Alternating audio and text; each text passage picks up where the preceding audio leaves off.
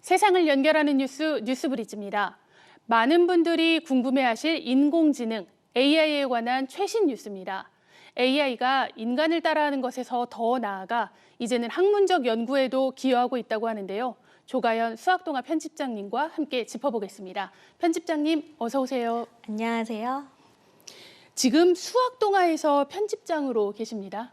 네, 국내 유일의 수학 잡지인 수학동화를 창간 때부터 10년 넘게 만들고 있습니다. 작년에는 어린이 수학동화도 창간을 했거든요.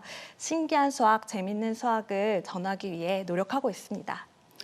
오늘 가져오신 내용이 아주 흥미롭습니다. 수학자를 돕는 AI라는 주제인데요. 우리는 AI라고 하면은 가장 먼저 알파고가 떠오릅니다. 네, 2016년 이세돌 구단과 알파고의 바둑 대결을 모두 기억하실 텐데요. 알파고를 만든 회사로 유명한 구글 딥마인드에서 최근 수학자의 연구를 돕는 AI를 개발해 화제입니다. 영국의 AI 프로그램 개발사인 딥마인드는 2010년부터 AI를 개발해 인간의 지능을 구현하려고 노력하고 있어요. 알파고도 인간이 즐기는 게임 중 두뇌 싸움이 치열한 바둑의 도전에 나온 결과입니다. 최근 딥마인드는 AI가 인간을 따라하는 것을 넘어서서 새로운 학문적 발견을 할 수 있는지 연구하고 있는데요. 네. 2016년에는 과학 분야에서 어려운 문제 중 하나인 단백질 구조 예측에 성공했고 20년에는 단백질 구조를 예측하는 기술 평가 대회에 나가 정확도 90%를 달성하고 우승을 차지했습니다. 그런 딥마인드가 이번에는 수학자 연구를 돕는 AI를 개발한 겁니다. 수학자가 문제를 푸는 전 과정에 도움을 줄 수 있도록 하는 AI 시스템을 저명한 수학자들과 함께 만든 거죠. 그러면 우리가 알고 있는 알파고를 넘어서서 AI가 계속해서 진화하고 있다는 생각이 듭니다. 이런 AI가 수학자의 연구를 과연 어떻게 돕는 걸까요? 네, 핵심은 수학자가 문제 해결 아이디어를 떠올리도록 AI가 돕는 겁니다. 아이디어를 떠올리도록. 네, 수학과학 발견에 있어서 아이디어, 즉 직관은 매우 중요한데요. 영국 최고의 과학자이자 수학자인 아이작 뉴턴은 나무에서 떨어지는 사과를 보고 네, 맞습니다. 중력과 뉴턴의 운동법칙을 발견했어요. 수학계 최고상인 필즈상을 받은 만줄 바르가바는 루빅스 큐브를 돌리다가 수학계 한 획을 그을 연산법칙 13가지를 발견했어요.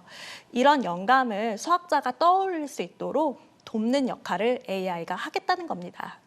이 AI가 어떻게 역할을 하게 될지 우리 그림이 좀 준비되어 있네요. 보면서 한번 설명을 해주실까요? 먼저 수학자가 가설을 세웁니다. 그러면 AI가 수학자가 가설을 해결하는 데 도움이 될 만한 자료를 광범위하게 조사하고 찾은 자료를 학습합니다.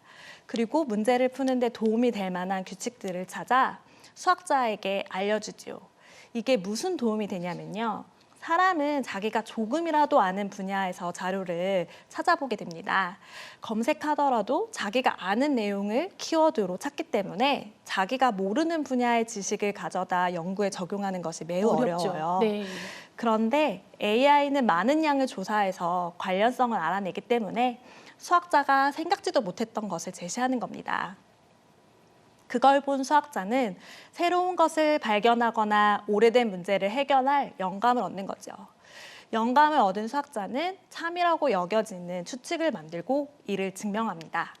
딥마인드는 이렇게 수학자와 AI가 공동 연구하는 과정을 시스템으로 만들었는데요. 여기 보이는 단계들이 항상 차례대로 진행되지는 않습니다.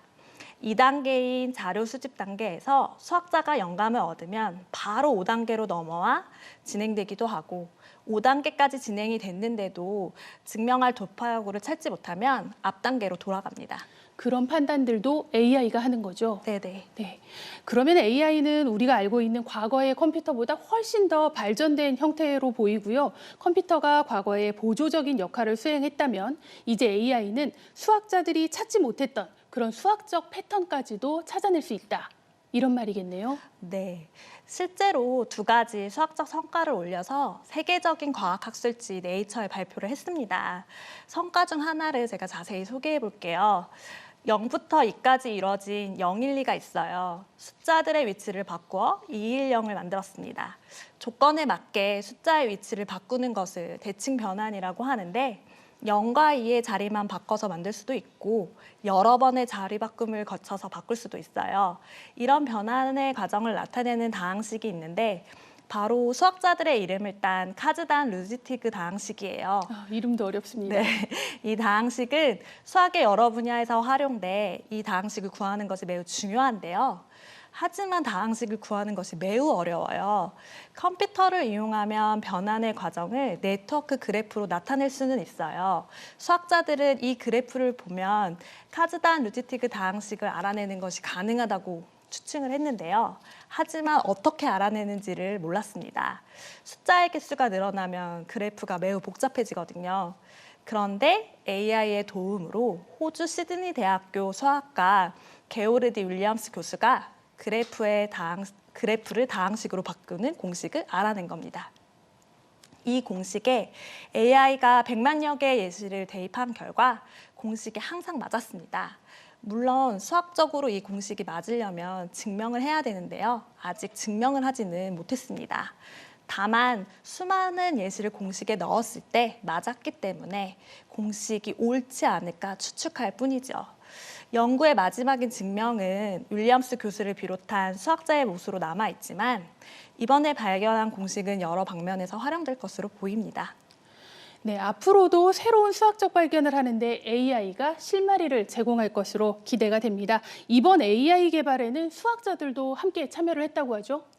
네, 윌리엄스 교수는 AI에게 도움을 받은 것뿐만 아니라 AI 개발에도 참여를 했는데요. 이는 우연한 만남을 통해서 이루어졌습니다.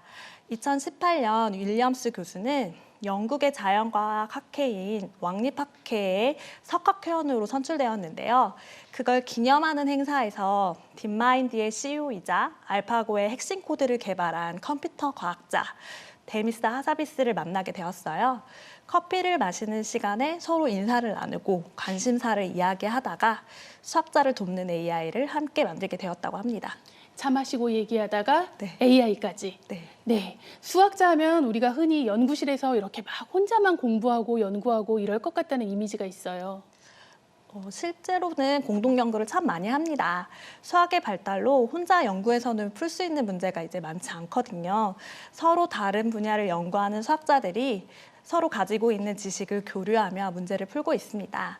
수학자와 수학자가 아닌 수학자와 AI가 협업해 문제를 푸는 게 앞으로 당연해질지도 모르겠네요. 최고의 AI 개발자와 최고의 수학자가 함께 수학자를 돕는 AI를 개발하고 있으니까요. 앞으로 어떤 연구로 우리를 놀라게 할지 기대가 됩니다. 네, 앞으로 AI와 수학 더 기대해 보도록 하겠습니다. 편집장님 오늘 말씀 고맙습니다. 감사합니다.